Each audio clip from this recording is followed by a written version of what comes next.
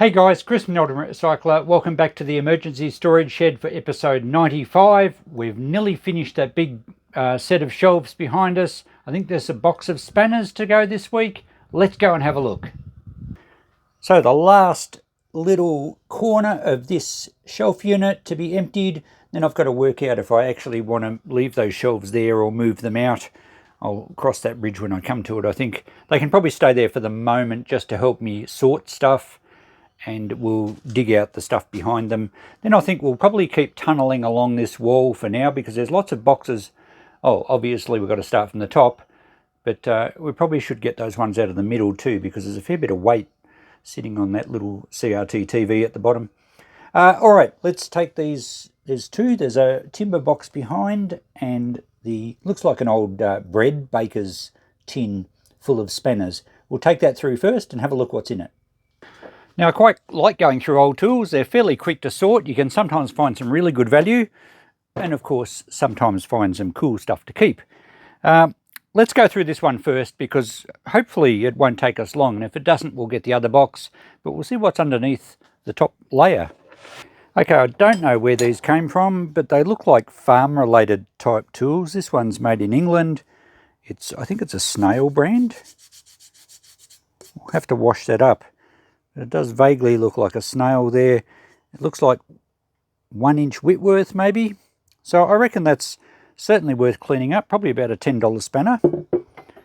This one looks like it's a Greg steel. I think that was Australian made. But that end looks like it's been cut out. Oh, I don't know. Maybe that's just the way it's normally done. Don't think it's anything really good. We can always, I guess, check the side size. 5/8. Probably be Whitworth again. We'll clean that one up, maybe $5.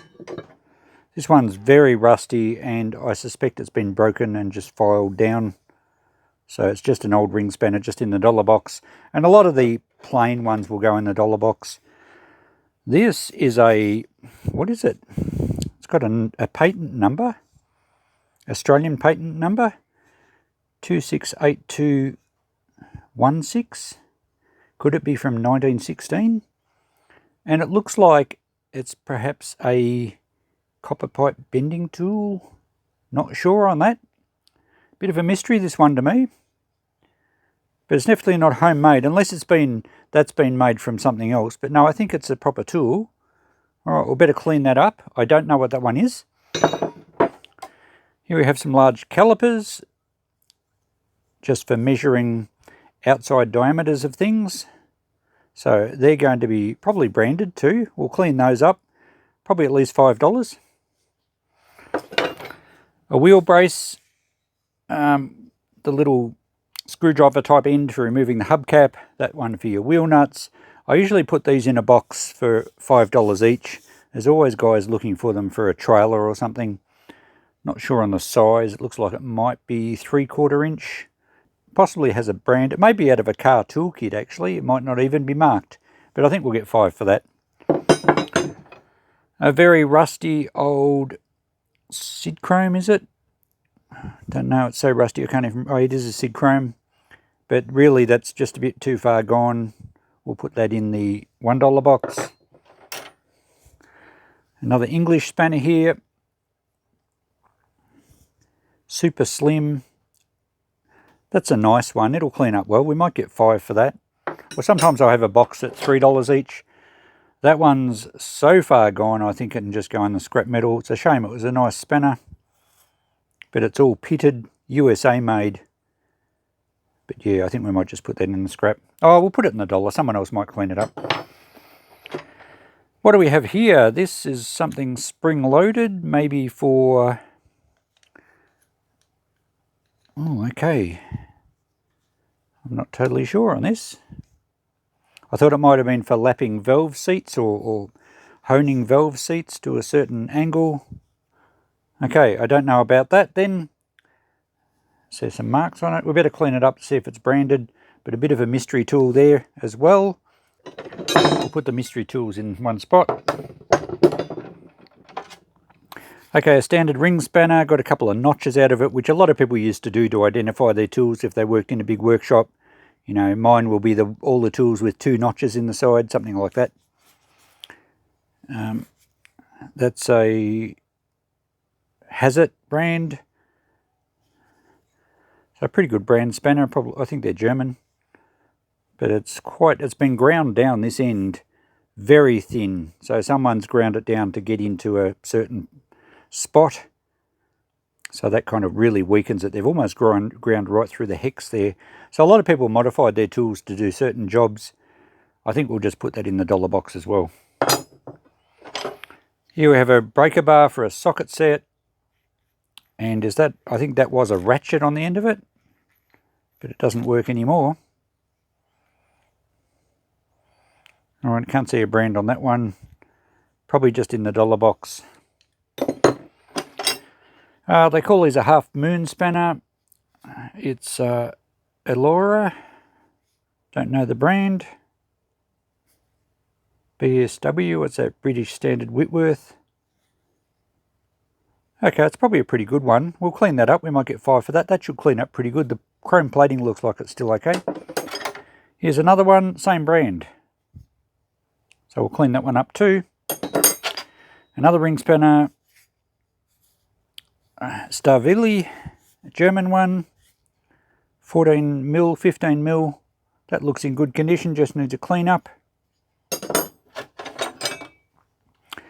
And there's a large tool. I forget what these ones are for. Are they for turning over a shaft? I think you could put that little notch in a keyway and actually crank a shaft over, maybe a crankshaft on an engine or something. Or it may have been specially designed to fit a certain locking nut. Not too sure. We better clean it up and see if it's got a brand on it as well. But I'd be thinking $5 for that one. Looks pretty good quality. Hopefully it's branded. A little single hex drive on each end with a spot to put a bar through, or even a screwdriver for that matter. These probably came in sets. G-door. Is that German as well? We'll clean that one up. I can see some more writing on that side. I think that's a crow's foot spanner, even though it's actually a ring spanner that end, socket drive in that end, but it's for undoing things like head studs that you can't get a normal spanner onto. It's been ground off on one spot, but it's a SIG chrome one, so we might get 5 for that. Bit rough condition. This one looks like it's been purposely bent. It's been heated with the oxy to fabricate it to suit a certain job, because the heat has taken all the plating off it. It's a SIG chrome spanner, 12mm, 13mm. We might get 5 for it still, but yeah, custom made for a certain job. And one of these little spanners that go over your fuel lines to tighten the nut up. We had one of these in a recent video. I think they were a flare nut tool. Someone's ground a piece off the middle here. It looks like it did say made in England. We'll clean that one up too. We might get 5 for that. They're handy little spanners, those ones, especially if you're doing a lot of diesel work on fuel lines. Another Starvili spanner, worth cleaning up. A big ring spanner here, SIG chrome, Whitworth. Again, we'll clean it up. It's quite rusty on the back. The bigger ones are actually harder to sell than the smaller ones, I find. Now we have some auger bits, quite rusty. That one's got the square to go in your old drill brace. These ones would go in a more modern drill. I think I'll just group them together. A compass. It's oh no, it's not seized. Alright, we'll clean that one up again. That's possibly $10 worth, depends how well it cleans up. Some decent pliers here. And they're a bit, oh, they're seized solid. I think they're probably worth trying to get operational. They look like a pretty good brand. Oh, they're a SIG chrome. Alright, we'll try and clean them up. They're not super rusty. It's mainly just surface. So we'll see how well they come up, and we can see if we might spray some spray lube on there to see if they'll free up. A little spanner here, ring spanner. I think it's a Whitworth one, but I don't know how good a brand it is. Very tiny. Again, we'll give it a bit of a quick wash up. We can make decisions when we can read them better. This one's too far gone, very rusty, just in the dollar box. Okay, what's this? Oh, it's a single hex socket, that end, with a swivel, and it probably had a bar through it. I'd say that's probably for wheel nuts again. But I don't know if you just put anything through there or whether you had to have, it had a special bar for it. So we'll put that with the other wheel brace socket. Another very, very rusty one. This is a Davidat, another German one. Don't think it's worth cleaning up. It's a bit too rusty. This one's really been manipulated and ground down on the end as well.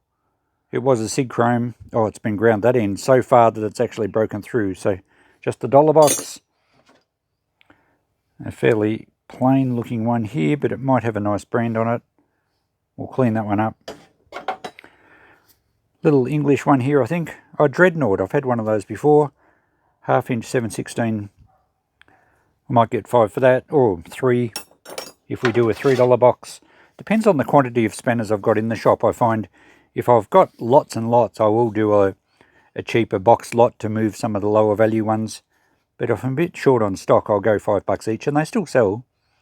That's another Allura one, half moon spanner, and another one at the bottom. They must have been a set. We'll see how well they clean up. And just a pry bar here.